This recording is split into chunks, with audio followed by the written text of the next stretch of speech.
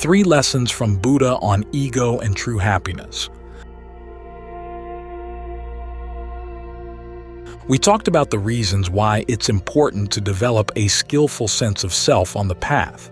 Today we'll talk about the Buddha's instructions in how to do it and the lessons we learn from doing it well. A healthy sense of self. The self-strategy that the Buddha recommends using along the path derives from the question at the basis of discernment: what, when I do it, will lead to my long-term welfare and happiness? This question contains 2 ideas of self.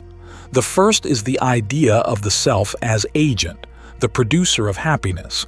The second is the idea of the self as the consumer of happiness. When the question says, "What when I do it?" the I here in "I do it" is the self as producer.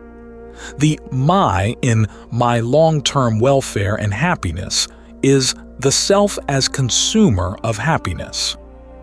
The idea of the self as agent also introduces the element of control, which the Buddha says is essential to any idea of self. This was the point he made at the very beginning of his first discussion of not-self.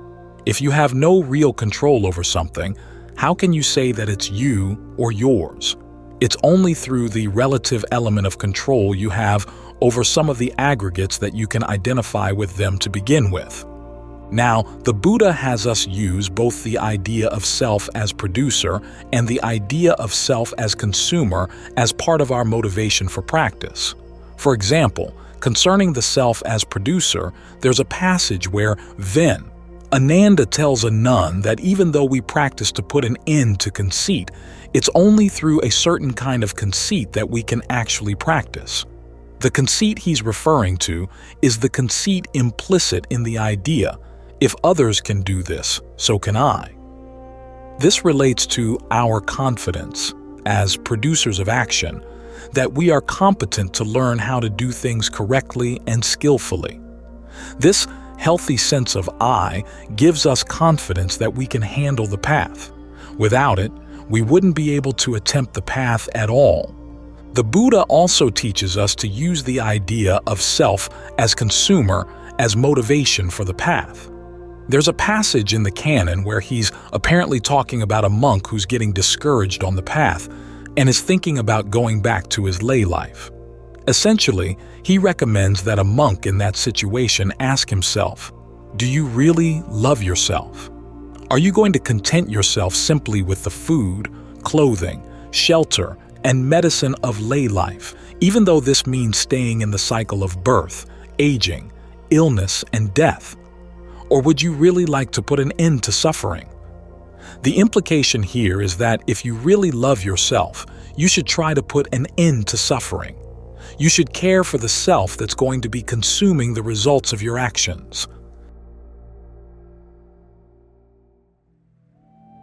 So what should the self as producer do to show genuine goodwill for the self as consumer? The traditional answers for the Buddha's question, what, when I do it, will lead to my long-term welfare and happiness, fall into 2 classes. The first class gives specific do's and don'ts. The second class gives advice on how to determine for yourself what's the most skillful thing to do in a given situation. In the first class, there are the practices called acts of merit, generosity, virtue, and the development of goodwill. Each of these practices fosters a healthy sense of self. When the Buddha teaches generosity, he emphasizes the fact that you're free to give. In fact, when a king once asked him, "Who should I give things to?" the king expected that the Buddha would say, "Give to me and my disciples." Instead, the Buddha said, "Give wherever you feel inspired."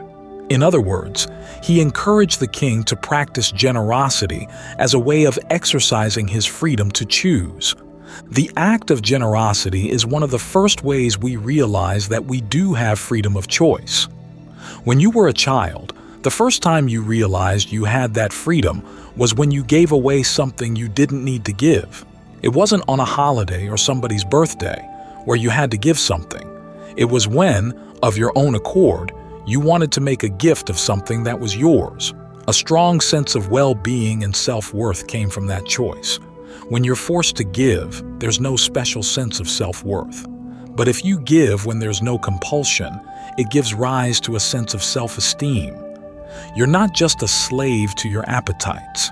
You have the noble heart that's willing to share pleasure with others. Similarly, with the practice of virtue, such as observing the 5 precepts or avoiding the 10 courses of unskillful action, when you realize that there are ways that you could get away with harming someone, but you choose not to, it gives rise to a very strong sense of self-worth. When you're tempted to do something that's unskillful, but you learn how to say no to that temptation, you realize again that you're not a slave to your defilements. This is how the practice of virtue develops skill in learning to deal with addictive behavior. For example, suppose that you feel tempted to do something and you try to say no. Part of the mind will say, well, you're going to say yes in 5 minutes, so why not say yes now? You learn how to say, no, I'm not going to fall for that trick. What I do in 5 minutes is not my responsibility right now. My responsibility is what I do right now. If you keep this up, you learn how to deal with all the tricks that the mind has to fool itself. This gives rise to a sense of competence and self-worth. It also gives you a lesson in the existence of choice, which is an important element on the path. Meditation on goodwill also gives rise to a sense of great well-being and self-worth. On the one hand, it reminds you that you do deserve to find true happiness. I don't know about France, but in America, many people say that they have trouble feeling goodwill for themselves. They don't feel worthy of true happiness. If you have that attitude, it saps the strength you need to follow the path. But if you can remind yourself that true happiness isn't selfish or self-indulgent, it doesn't harm anyone, and it also puts you in a better position to help other people, this gives you a healthy motivation to practice. On the other hand, the ability to extend thoughts of goodwill to large numbers of people, even those you don't like, creates a spacious sense of your own nobility, the nobility that comes from not carrying grudges or playing favorites. All of these ways of practice give training in being more skillful and more mature in how you create your sense of I and mine. At the same time, they give you practice in learning how to disidentify with less skillful intentions, such the desire to be stingy, hurtful, or mean. In this way, you're gaining practice in developing the perceptions of self and not self in a skillful way. Now, the Buddha realized that simply giving instructions in generosity, virtue, and meditation would not cover every situation in life. It's important that you also learn the skills to judge for yourself what is skillful in the areas where clear-cut rules don't apply, or too good general principles would pull you in opposite directions. So he also gave instructions on how to train yourself to judge situations wisely for yourself. I'll give an illustration of this principle. If you ever go to Alaska, you'll discover that there are bears. Most of the people who encounter bears in Alaska have no previous experience with bears. They don't understand bears' habits or the etiquette of bears. Bears do have their etiquette, you know.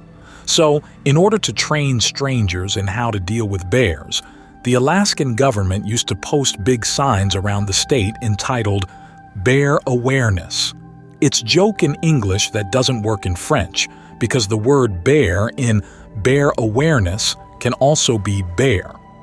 The signs listed 10 points to remember when encountering bears. I can't remember all 10, but the first 9 gave specific do's and don'ts. For example, if you see a bear, do not run away. Even if the bear runs at you, do not run off. Instead, raise your hands so that you look large to the bear. Bears have very poor eyesight, and stand your ground. At the same time, speak to the bear in a calm, reassuring voice to let the bear know that you mean it no harm. If the bear attacks you, lie down and play dead. Usually the bear will lose interest and walk away. That was as far as the specific instructions took you. Then the sign told you that there's a situation where it couldn't tell you what to do, which is if the bear starts to chew on you, because the bear may have two different intentions. One, it simply may be curious to see if you really are dead. The other is if the bear is hungry. So while you're lying there with the bear nibbling on you, you have to decide which is the bear's motivation. If the bear is simply nibbling out of curiosity, continue to play dead. The bear will lose interest and walk away. However, if the bear is hungry, fight for all of your life. Poke your finger in its eyes and do whatever else you can think of to scare it away. Now, to decide the bear's motivation in a situation like that requires a lot of mindfulness and alertness.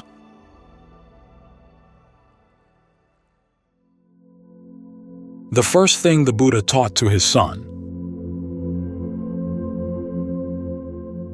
In the same way, as you're facing your day-to-day life, there will be areas where the Buddha's instructions on generosity, virtue, and goodwill give clear guidance, and areas where they don't. In areas where they don't, you have to develop your own mindfulness, alertness, and many other skillful qualities to determine the right thing to do. This principle is so important that it was the first thing the Buddha taught to his son. What do you think, Rahula? What is a mirror for? For reflection, sir. In the same way, Rahula, bodily actions, verbal actions, and mental actions are to be done with repeated reflection. Whenever you want to perform a bodily action, you should reflect on it. This bodily action I want to perform, would it lead to self-affliction, to the affliction of others, or to both? Is it an unskillful bodily action with painful consequences, painful results? If on reflection, you know that it would lead to self-affliction, to the affliction of others, or to both, it would be an unskillful bodily action with painful consequences, painful results, then any bodily action of that sort is absolutely unfit for you to do. But if on reflection you know that it would not cause affliction, it would be a skillful bodily action with happy consequences, happy results, then any bodily act of that sort is fit for you to do. While you are performing a bodily action, you should reflect on it. This bodily action I am doing, is it leading to self-affliction, to the affliction of others, or to both? Is it an unskillful bodily action with painful consequences, painful results? If, on reflection, you know that it is leading to self-affliction, to affliction of others, or both, you should give it up. But if on reflection you know that it is not, you may continue with it. Having performed a bodily action, you should reflect on it. If, on reflection, you know that it led to self-affliction, to the affliction of others, or to both, it was an unskillful bodily action with painful consequences, painful results, then you should confess it, reveal it, lay it open to the teacher or to a knowledgeable companion in the holy life. Having confessed it, you should exercise restraint in the future. But if on reflection you know that it did not lead to affliction, it was a skillful bodily action with happy consequences, happy results, then you should stay mentally refreshed and joyful, training day and night in skillful mental qualities. Similarly with verbal and mental actions, except for the last paragraph under mental actions. Having performed a mental action, you should reflect on it. If, on reflection, you know that it led to self-affliction, to the affliction of others, or to both, it was an unskillful mental action with painful consequences, painful results, then you should feel distressed, ashamed, and disgusted with it. Feeling distressed, you should exercise restraint in the future. But if on reflection you know that it did not lead to affliction, it was a skillful mental action with happy consequences, happy results, then you should stay mentally refreshed and joyful, training day and night in skillful mental qualities. Rahula, all those contemplatives and Brahmins in the course of the past who purified their bodily actions, verbal actions, and mental actions, did it through repeated reflection on their bodily actions, verbal actions, and mental actions in just this way.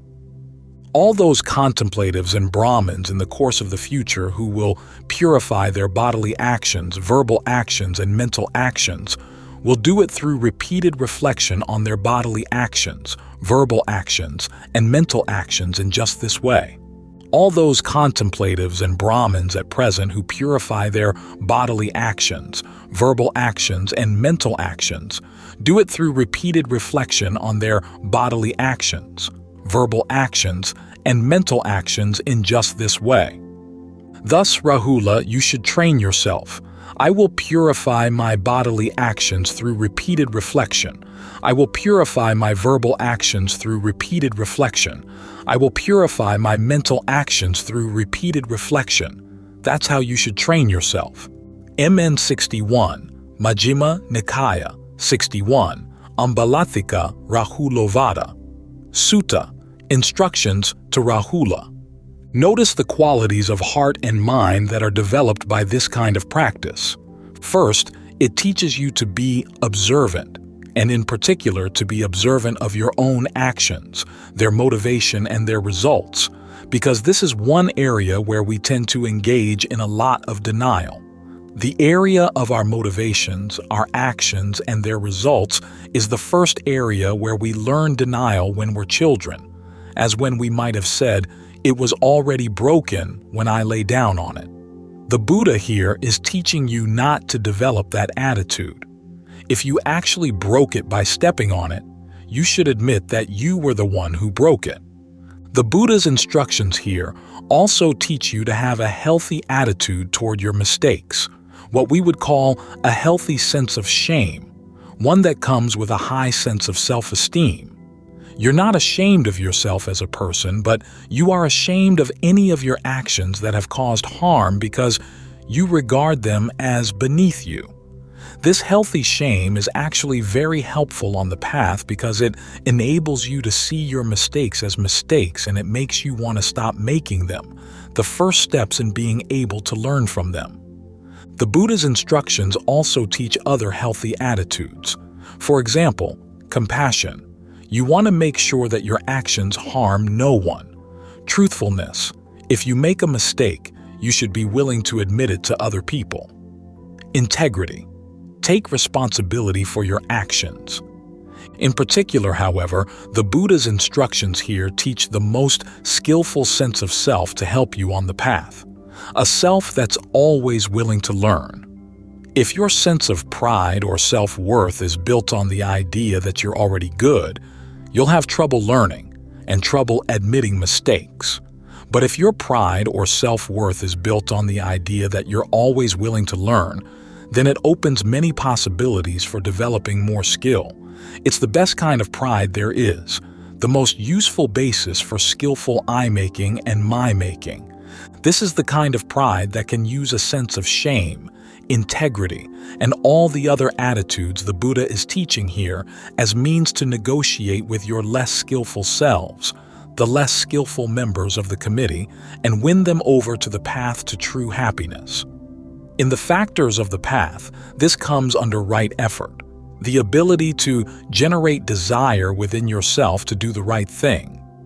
Finally, these instructions teach an important lesson about happiness, that it is possible to find a happiness that also offers happiness to others.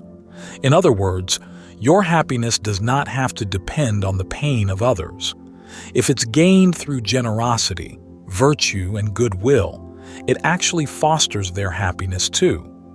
In this way, you learn not to draw a sharp line between your happiness and the happiness of those around you. And as a result, you focus less on the word "my" in my happiness, and take more interest in trying to master cause and effect. What actions actually cause happiness both for yourself and for those around you? In this way, the sense of self fades into the background and your sensitivity to cause and effect comes more to the fore. This is what enables you to get more and more skillful on the path, so that when bears attack you, you'll be able to tell whether they're eating you out of curiosity or out of hunger. And that way you can deal skillfully with any situation you encounter on the path.